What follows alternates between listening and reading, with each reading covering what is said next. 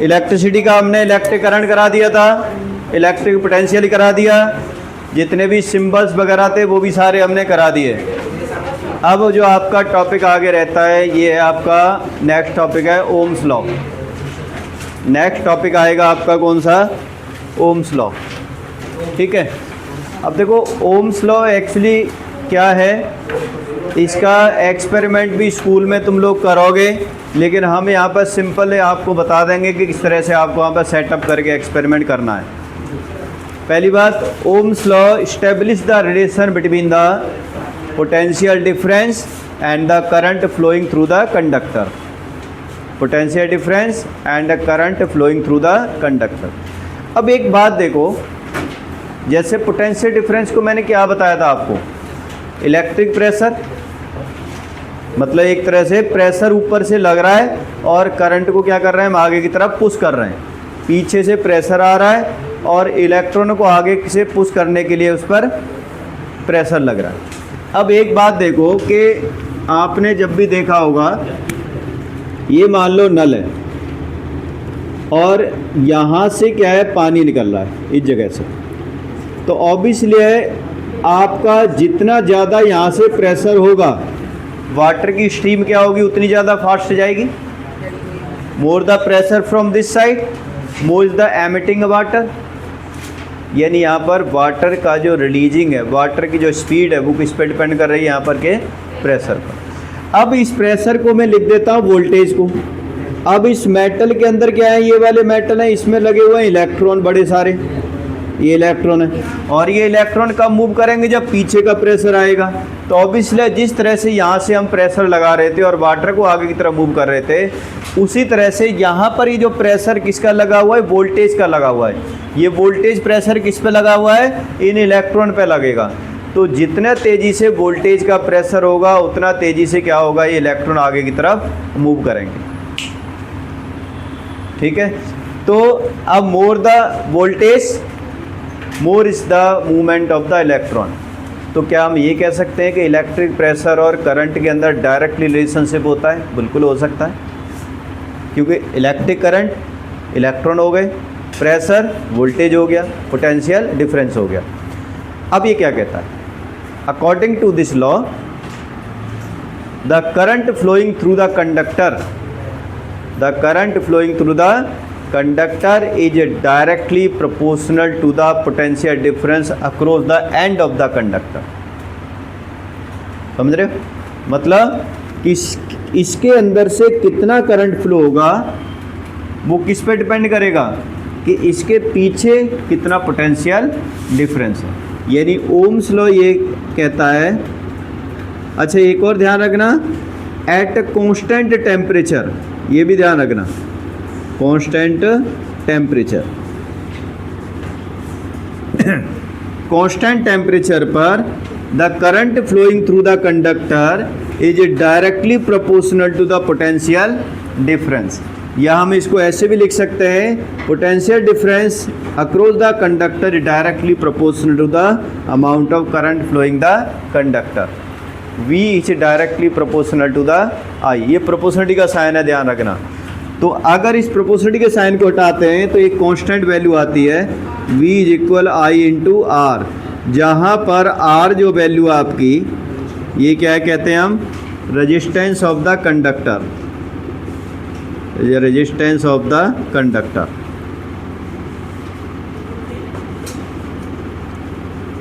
ठीक है, और रेजिस्टेंस वैल्यू एक पर्टिकुलर कंडक्टर के लिए क्या रहेगी, कांस्टेंट रहेगी। अलग अलग रेजिस्टेंस की अलग अलग होगी, अलग अलग वैल्यू होगी अलग अलग मटेरियल की, लेकिन पर्टिकुलर कंडक्टर के लिए सेम रहेगी। जैसे आप यहाँ पर देखो, एक मैं सेटअप बनाता हूँ डायग्राम यहाँ पर, इसके ओम्स लॉ को वेरीफाई करने के लिए।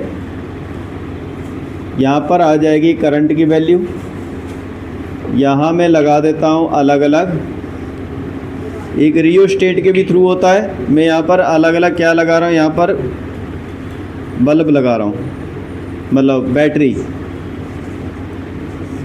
और इस जगह पर मान लो एक रेजिस्टेंस लगा देता हूँ, बल्ब वगैरह कुछ भी हो सकता है। यहाँ पर ये वोल्टा मीटर लगाता हूँ कि वोल्टेज मेजर करेगा यहाँ पर। ठीक है, और इसको मैं क्या नाम है यहाँ पर ये सेटअप कर देता हूँ। अब होगा क्या, ध्यान दे लो भाई इधर। मान लो मैंने पहले एक बैटरी लगाई यहाँ पर,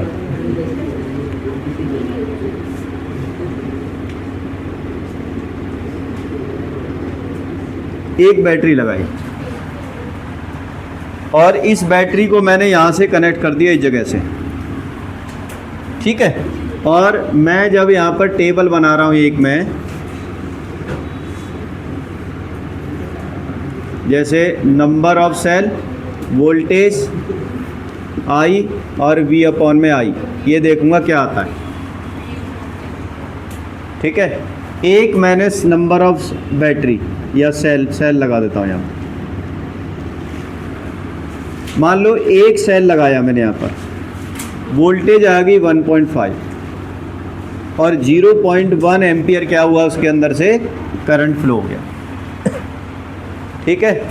मतलब यहाँ पर पहले वाले इस सेल के अंदर वोल्टेज 1.5 और करंट की वैल्यू 0.1 इसके अंदर से गई पहले केस में। तो आपका देखा जाए तो 1.5 डिवाइडेड बाई 0.1, ये कितना आ जाएगा, 15 आ गया। अब मैंने क्या किया, एक और सेल लगा दिया यहाँ पर, एक और सेल लगा दिया, इसको इससे जोड़ के एक और सेल लगा दी और यहाँ से मैंने इसको यहाँ पर कनेक्ट कर दिया, ठीक है। दो सेल लग गए। दो सेल लगाने से क्या हुआ कि वोल्टेज तो आपकी डबल हो गई और करंट मान लो आपका हो गया 0.12।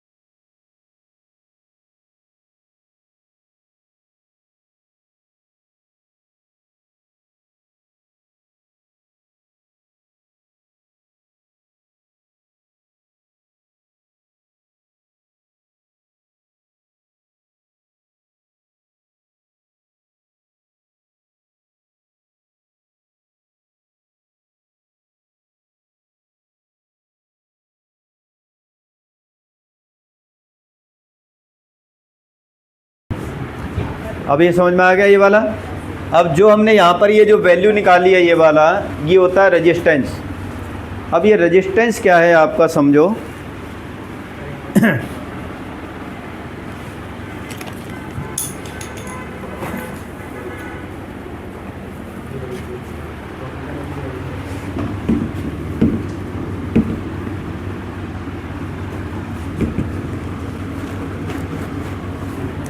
रेजिस्टेंस जैसे हमें इसके नाम से पता चल रहा है, रेजिस्टेंस का मतलब होता है रजिस्ट करना। अब किसको रजिस्ट करेगा ये? करंट को रजिस्ट करेगा। करंट को रजिस्ट करने का मतलब क्या है? इलेक्ट्रॉन जो मूव करेंगे किसी भी मटेरियल के अंदर से, उस इलेक्ट्रॉन को मूव करेगा ये, मतलब रजिस्ट करेगा, मतलब फ्रिक्शन फोर्स प्रोवाइड करेगा इलेक्ट्रॉन के लिए, एक तरह से ये कह सकते हो। अब वो वाली बात है ना, एक गाड़ी है, एक तो बिल्कुल स्मूथ रोड पे जा रही है और एक गड्ढों वाली रोड पे जा रही है, तो ऑब्वियसली किसमें स्पीड ज़्यादा होगी उसकी? स्मूथ रोड पे ज़्यादा अच्छी होगी। तो रेजिस्टेंस आप इसी तरह से ले सकते हो कि इलेक्ट्रॉन को फ्लो करने के लिए एक तो आपका स्मूथ रास्ता है, और एक इलेक्ट्रॉन को फ्लो करने के लिए आपको क्या है? रफ़, बहुत ज़्यादा रफ़ वाला क्या है? पाथ है। तो रफ़ पाथ का मतलब ज़्यादा फोर्स लगेगा उनको रोकने के लिए, और मतलब स्मूथ पाथ होगा वो कम लगे। ऐसे मान के चलो कि जैसे आपका ये नल है और इसमें से पानी आ रहा है, यहाँ से प्रेशर के हिसाब से यहाँ से पानी आ रहा है, तो ऑब्वियसली यहाँ पर पानी जो आएगा प्रेशर के हिसाब से आएगा, लेकिन उतना ही प्रेशर में, सेम जितना प्रेशर मैंने यहाँ था उतना प्रेशर मैंने यहाँ लगा दिया, लेकिन अंदर मैंने क्या कर दिया? स्पंज रख दिया अंदर। क्या रख दिया? स्पंज रख दिया। अब क्या जितना प्रेशर यहाँ लगाया था उतना ही प्रेशर मैं यहाँ लगाता हूँ, तो क्या सेम पानी बाहर आएगा? नहीं आएगा, रुक जाएगा, क्योंकि स्पंज क्या करेगा? उस पानी को वहीं पर थोड़ा थोड़ा रोक लेगा, कम कम पानी आ जाएगा। तो जो आपका स्पंज लगा हुआ है वो क्या है? एक तरह से रेजिस्टेंस है, क्योंकि वो फ्लो ऑफ वाटर को रोक रहा है। इसी तरह से यही स्पंज क्या है? करंट को क्या करता है? प्रिवेंट करता है, रोकता है। तो हम अगर रेजिस्टेंस को अगर डिफाइन करने के लिए आ जाए तो R इक्वल क्या होगा? V/I होगा, समझ रहे हो? और इसकी जो SI यूनिट होती है वो, क्योंकि ये किसने दिया था रेजिस्टेंस का नाम? ओम ने दिया था, भगवान ने दिया था, कहते ना ओम, वही वाला नाम है इसके अंदर, ठीक है। और सबसे बड़ी बात क्या है? इसका यूनिट भी भगवान ने बना दिया। कैसे बना दिया? इसका SI यूनिट भी सिविलिंग बन गई। सिविलिंग कैसे है? देखो, ये इसका सिंबल होता है ओम का, है ना सिविलिंग? देखो, नाम भी उसके नाम पर और सिंबल भी यही। तो इसका SI यूनिट क्या होती है? ओम। SI यूनिट क्या होती है? ओम। और इसका सिंबल क्या है? ये वाला, ठीक है। तो अगर 1 ओम को डिफाइन करने के लिए आ जाए, आपको 1 ओम को डिफाइन कैसे करोगे? कि it is the resistance of a conductor, क्या होगा? when 1 ampere current is flowing through a conductor having potential difference कितना? 1 volt across the end of conductor, ठीक है। 1 ampere current is flowing through a conductor having 1 volt potential difference across the end of conductor is called, क्या कहेंगे उसको? 1 ohm resistance, ठीक है। लिखो एक numerical.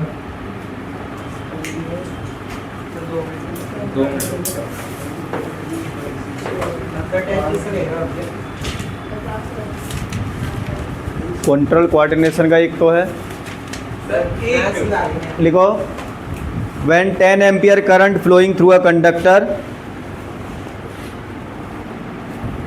when a 10 ampere current is flowing through a conductor,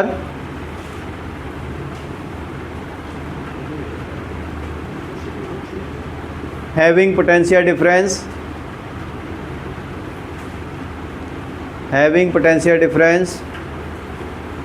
20 volt across the end of conductor, 20 volt across the end of conductor, 20 volt across the end of conductor.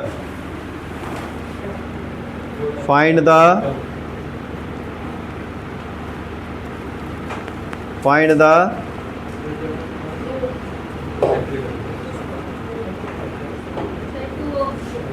क्या find करना है आपको?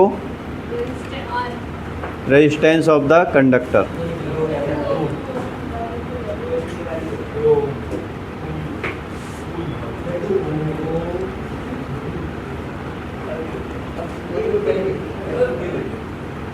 कितना आ जाएगी? 2। अच्छा, एक और ध्यान दो, अगर आपको ग्राफ खींचने के लिए आ जाए कि ग्राफ खींचो ओम्स लॉ का, तो उसमें क्या होता है, क्योंकि आई, अच्छा दोनों चीज़ बता रहा हूँ, ध्यान रखना मैं यहाँ पर भी, I is directly proportional to the V या V is directly proportional to the I, और दोनों के अंदर ये पूछा जाए कि कांस्टेंट वैल्यू क्या होगी। जैसे I directly proportional to V है तो आई इज इक्वल क्या आ गया? के इंटू वी। यहाँ पर वी इज इक्वल क्या आएगा? आई के इंटू आई। ऐसे है, मान लो 2 आ गए, इसको हटाने के लिए यहाँ पर भी के लगा दिया, ये K1 मान लो और ये K2 मान लो, 2 अलग अलग मैंने प्रोपोर्शनलिटी कांस्टेंट लगा दिए, ये K1 और ये K2। और ये कहा जाए K1 और K2 की वैल्यू क्या होगी, कैसे निकालोगे? हैं? इसके अंदर K2 की वैल्यू होगी आपकी R, क्योंकि V इक्वल क्या होता है? IR, समझ रहे हो? और यहाँ पर I इक्वल क्या होगा? V/R होगा। तो इसका मतलब K1 की वैल्यू क्या होगी? 1/R। तो ये देखना है कि I directly proportional to V है या V directly proportional to I है। एक बात तो याद रखना है। दूसरा बात याद रखना है तुम्हें कि जो V और I में जो रेजिस्टेंस मतलब ग्राफ होता है वो स्ट्रेट होता है, क्योंकि डायरेक्टली प्रोपोर्शनल होते हैं ना ये, तो स्ट्रेट होगा, ठीक है ना। अगर इसमें 2-3 ग्राफ दे रखे हो ऐसे, मान लो ये A है, ये B है, ये C है, और ये कहा जाए बताओ रेजिस्टेंस किसका ज़्यादा है, ये बहुत ही ज़्यादा इम्पोर्टेंट है निकालने के लिए, ठीक है। तो आपको क्या करना है, इसके अंदर देख के बताना है कौन सा होगा। तो देखो यहाँ से क्या है कि हमने एक ऐसे करंट की वैल्यू को फिक्स कर दो, करंट की वैल्यू को फिक्स कर दो, क्योंकि R इक्वल क्या होता है? V/I होता है। R इक्वल क्या होगा? अगर करंट आपका फिक्स है तो R किस पे डिपेंड कर गया? V पर। भाई तीनों के लिए करंट तो फिक्स हो गया, जैसे इतना है, मान लो 2 एम्पियर करंट है, तो तीनों में 2-2 एम्पियर करंट जा रहा है। तो इसका मतलब रेजिस्टेंस किस पे डिपेंड करेगा? वोल्टेज पर।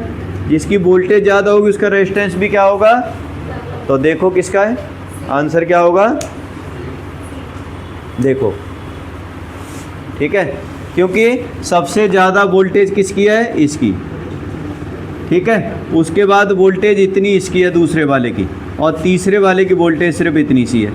तो जिसका वोल्टेज ज़्यादा होगी उसका रेजिस्टेंस ज़्यादा होगा, जिसकी वोल्टेज कम होगी रेजिस्टेंस कम होगा। इंक्रीजिंग ऑर्डर में भी लिखने के लिए आ जा सकता है, डिक्रीजिंग ऑर्डर में भी लिखने के लिए आ सकता है। लेकिन अगर यही ग्राफ का ओरिएंटेशन चेंज हो जाए, ओरिएंटेशन का मतलब यहाँ पर I हो जाए और यहाँ पर क्या हो जाए?